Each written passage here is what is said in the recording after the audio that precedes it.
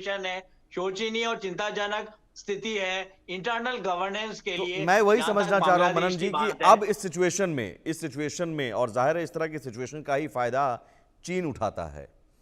पाकिस्तान पहले कंगाल हुआ और अब उसको कोई कर्ज देने से मना कर रहा है, तो चीन इसका फायदा उठाता है।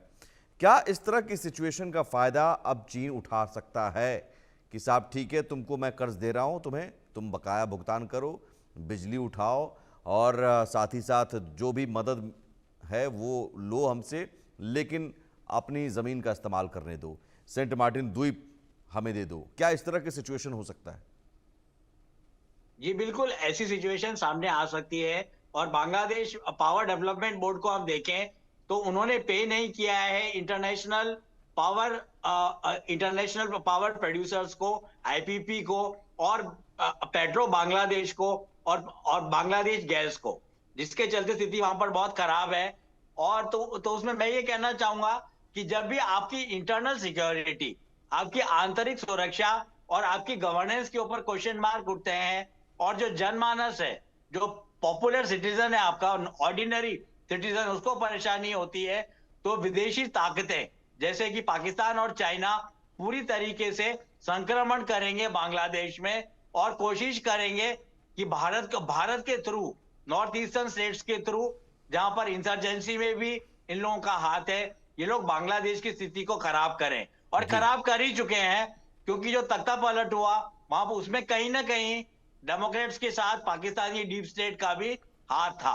इसके अलावा बिजली की हम बात करें तो 2015 का एक वाकया मुझे याद आता है, जब शेख हसीना ने पूरी कोशिश की कि ये जो 2200 और 2500 मेगावाट का जो डेफिसिट है ये पूरा हो सके, पर उस समय भी भारत और बांग्लादेश के संबंधों में या कॉरपोरेट लिंक्स में कुछ खराबी आई, कुछ विघटन हुआ, जिसके चलते एक दो दिन के लिए वहां कंप्लीट ब्लैकआउट हुआ।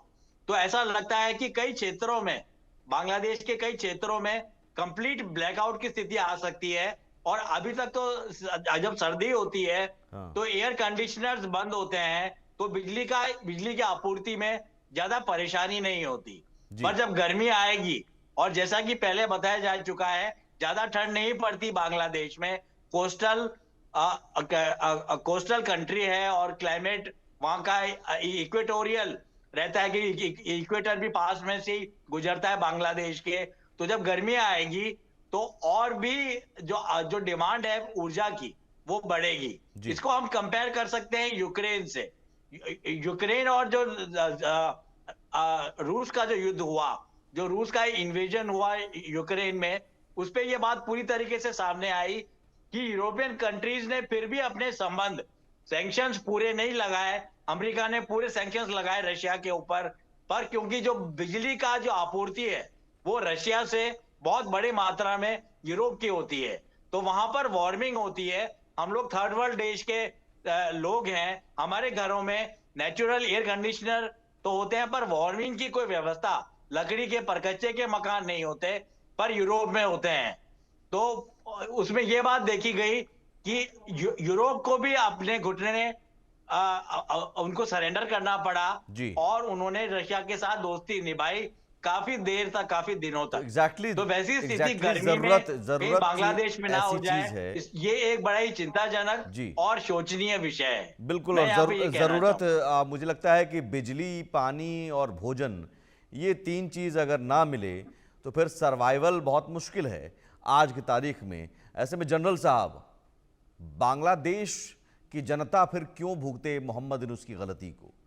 ऐसा तो नहीं कि बांग्लादेश की जनता मोहम्मद यूनूस के साथ है, ना चुनी हुई सरकार है।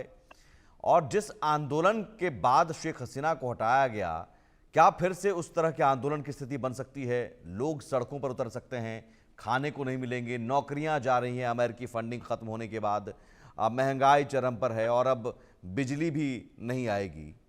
तो ये स्थिति ऐसी बन सकती है गर्मियों में, जैसे जैसे गर्मी आए, कि साहब सड़कों पर लोग उतरें, जो गृह युद्ध की स्थिति बन जाती है कई बार। देखिए, उस तरह की स्थिति हो तो अच्छी चीज़ नहीं है। बांग्लादेश एक हमारा बहुत ही इम्पोर्टेंट नेबर है।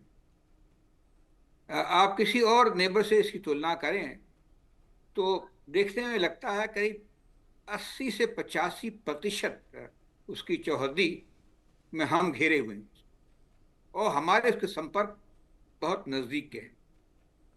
दूसरी बात, ये एक बड़ा बड़ा नेशन स्टेट है, 17 करोड़ की आबादी है और इंडिपेंडेंट सॉवरेन नेशन है।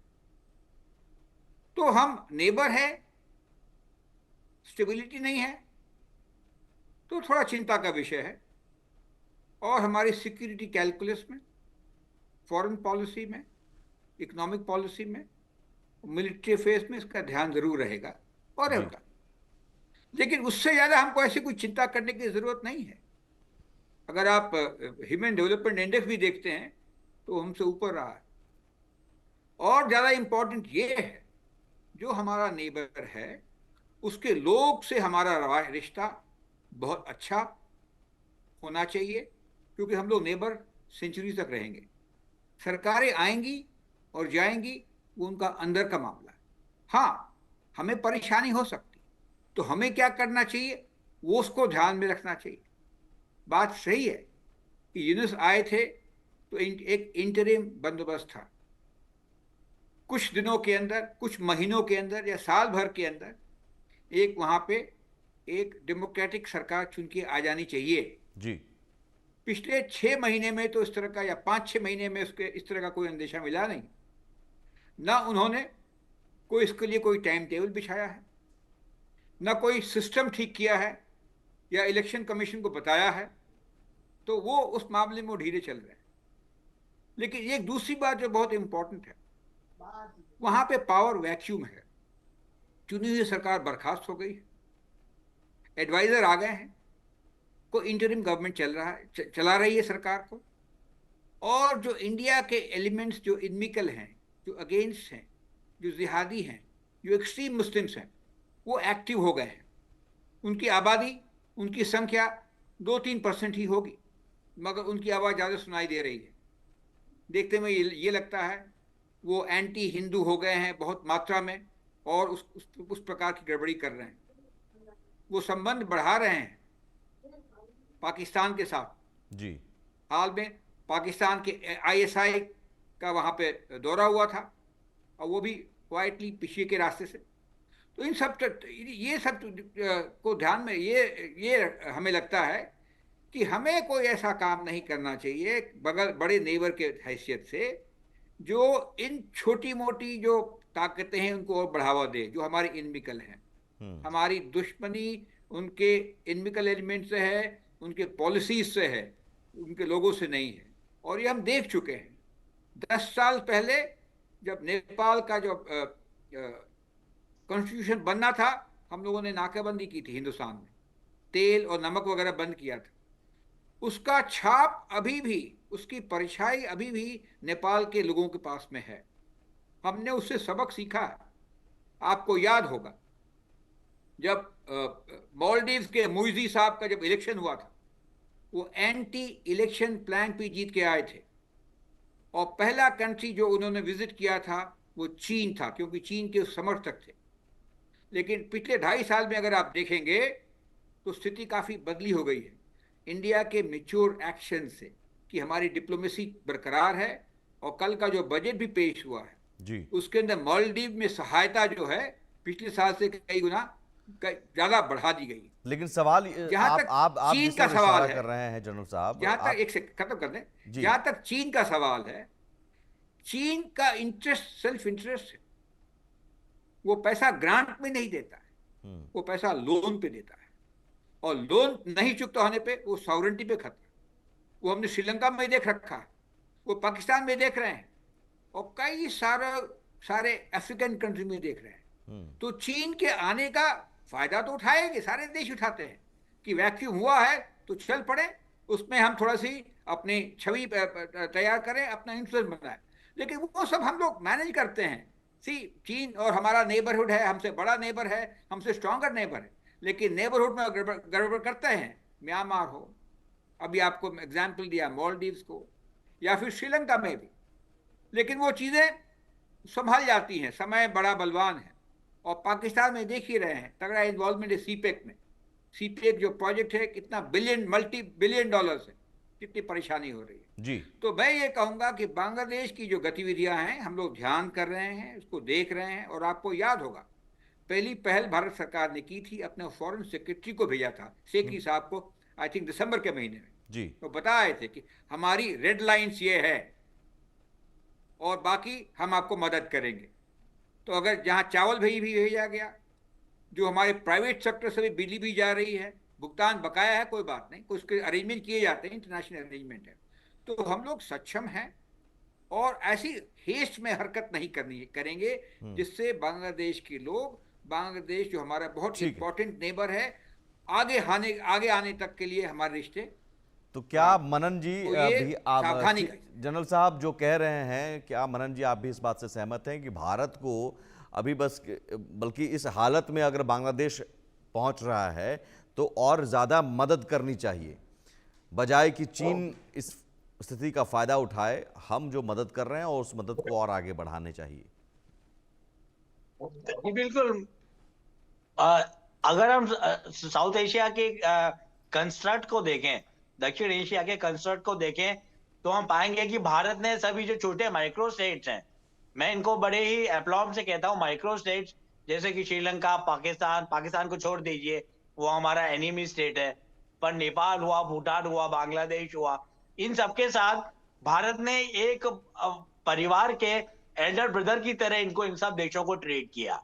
पर ये 1990s में एक टर्म इजाद किया गया भारत के कुछ प्रबुद्ध एकेडमिक्स द्वारा, चीन और डीप स्टेट के साथ मिलकर, जिसमें भारत को कहा गया कि भारत एक बिनाइन हेजीमॉन है। हेजीमॉन तो है, मतलब ये कि भारत की दादागिरी है, वो मदद भी करेगा, पर अमेरिका से भारत को कंपेयर किया गया बड़े ही नेगेटिव और पेजोरेटिव मैनर में। तो ये चीज है।